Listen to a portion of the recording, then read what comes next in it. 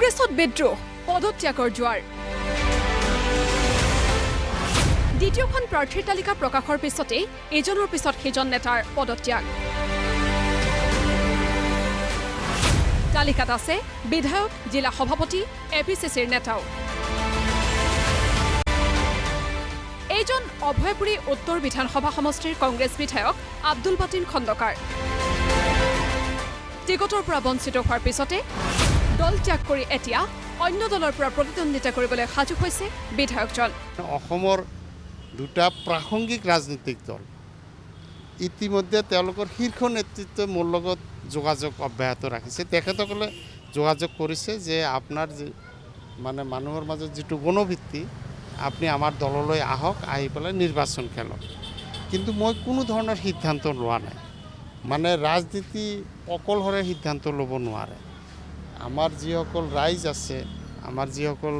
সন্মানীয় কৰ্মী আছে তেখেতসকলৰ পৰামৰ্শ মতেহে ৰাজনীতি আগবাঢ়িব লাগে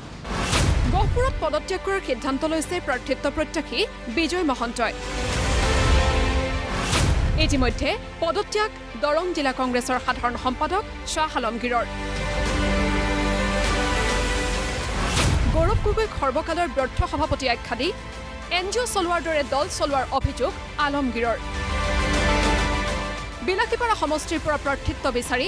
বিমুখ ডক্টৰ অশ্বিন কুমাৰ মহন্তৰ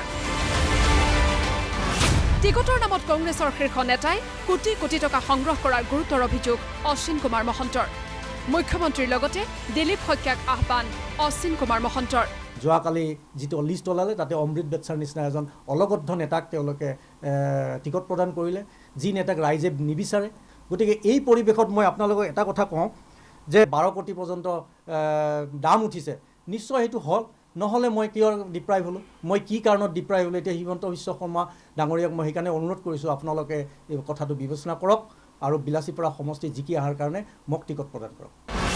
বৰহমপুৰতো তীব্ৰ অসন্তুষ্টি কংগ্ৰেছ নেতাৰ টিকটৰ পৰা বঞ্চিত নেতাৰ প্ৰশ্ন জাতীয় পৰিষদক আমি সহায় কৰিম কিদৰে কাৰণ দলটোৰ এজনকো হেনো চিনিয়ে নাপায় জাতীয় পৰিষদতো কোনো নেতা কৰ্মী মই বৰহমপুৰত দেখাই নাই আপোনালোকে দেখিছে জানো বৰহমপুৰত আপোনালোকে জানো জাতীয় পৰিষদৰ কোনোবা নেতা কৰ্মী দেখিছে আজিলৈকেতো দেখা নাই জিকা নিজিকাটো জাতীয় পৰিষদৰ ওপৰত নিৰ্ভৰ কৰি তেওঁলোকে কেনেকুৱা মনোভাৱেৰে কাক কেনেকে আগবঢ়াই নিব পাৰে কোন মানুহক উলিয়াই লৈ পেলাই তেওঁলোকে ইলেকশ্যন আপোনালোকৰ লগত জাতীয় পৰিষদৰ কেনেকুৱা সম্বন্ধটো এতিয়ালৈকে হোৱাই নাই তৃণমূল পৰ্যায়ত কোনো মানুহৰ লগত আমাৰ আলোচনা নাই কোনজন কংগ্ৰেছ ব্লক কোনখন ব্লক কমিটিৰ লগত তেওঁলোকে আলোচনা এতিয়াতো আলোচনা কৰা নাই আমি হেঁপাহেৰে বাট চাই আছো কিন্তু আজিলৈকেতো তেওঁলোকে কোনো ধৰণৰ আলোচনা কৰা নাই এফালে ঢেকিয়াজুলিত পদত্যাগ দলটোৰ জ্যেষ্ঠ নেতা প্ৰাণেশ্বৰ বসুমতাৰীৰ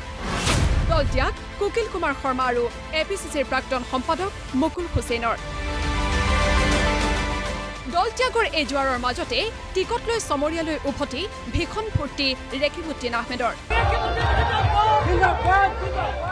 বিমানবন্দৰত ৰেকিবুদ্দিন আহমেদক আদৰিবলৈ যোৱা কংগ্ৰেছ কৰ্মীক নিয়ন্ত্ৰণ কৰিবলৈ গৈ লতিখতি হল সুৰক্ষা কৰ্মীৰ स्क्रीनिंग कमेटी का चेयरमैन मैडम प्रियंका जी गांधी साहब मैडम हमारी हिंदुस्तान की हॉट टॉप यंगस्टर्स आम जनता की नेता आने वाला हिंदुस्तान की रहबर आने वाला हमारा प्राइम मिनिस्टर राहुल जी गांधी तमाम हमारी स्क्रीनिंग कमेटी का मेंबर तमाम हमारी इलेक्शन कमेटी का मेंबर्स आसाम आला कमान ऑल इंडिया कांग्रेस की आला कमान सबको हम पूरा असम की जितना हमारी उम्मीदवार उतर रहे फर्स्ट लिस्ट में सेकंड लिस्ट में थर्ड लिस्ट भी निकालने वाला है सबकी तरफ से कांग्रेस पार्टी आला कमान को मैं बहुत बहुत इस्तकबाल करता हूँ গহপুৰত টিকট পাই আত্মবিশ্বাসী শংকৰজ্যোতি কুটুম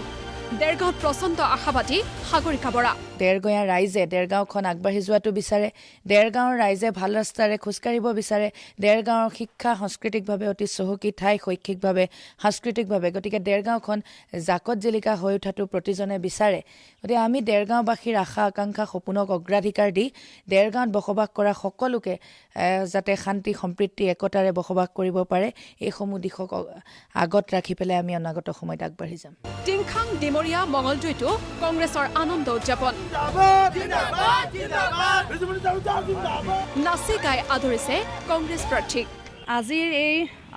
খবৰ ওলোৱাৰ পিছতে আজি মই পোনপ্ৰথমে ৰাম মন্দিৰলৈ আহিছোঁ। মই আজি ৰাম মন্দিৰত মই সেৱা জনাই পিনে মোৰ এই যাত্ৰা মই আৰম্ভ কৰিব ওলাইছোঁ। আৰু মই সম্পূৰ্ণ আশাবাদী, আমাৰ আচলতে হিন্দু মুছলিম আপুনি যিটো কথা কৈছে সেইটো ৰাজনীতি আমি কৰিবলৈ অহা নাই, মই কৰিবলৈ অহা নাই। মই হিন্দু মুছলিম সকলোকে লৈ আমি দৰং জিলাত হিন্দু মুছলিম সকলোৱে আমি সম্প্ৰীতিৰে সুখেৰে